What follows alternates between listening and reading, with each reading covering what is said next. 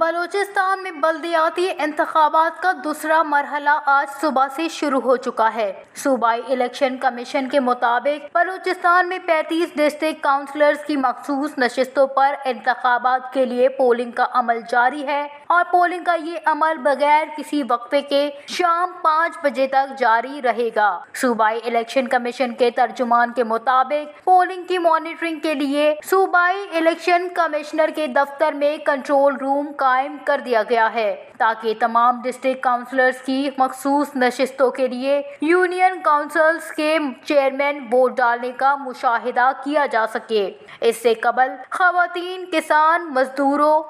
اقلیتوں کی 430 نشستوں کے لیے 1001 کاغذات نامزدگی جمع کرائے گئے، جس کے مطابق خواتین کی 289، کسان مزدوروں اقلیتوں کی 47 نشستوں کے لیے پولنگ ہو گئی۔ صوبائی الیکشن کمشنر کے مطابق چمن، ہرنائی، جھیل مگسی، آوران کی مخصوص نشستوں پر امیدوار بلا مقابلہ منتخب ہو چکے ہیں اور مخصوص نشستوں کے بعد ڈسٹرکٹ کونسلرز کے چیئرمین اور وائس چیئرمین کا انتخاب ہوگا، جبکہ ڈسٹرکٹ کونسلرز کے چیئرمین اور وائس کے انتخابات کے لیے 6 جولائی کو ووٹنگ ہوگی۔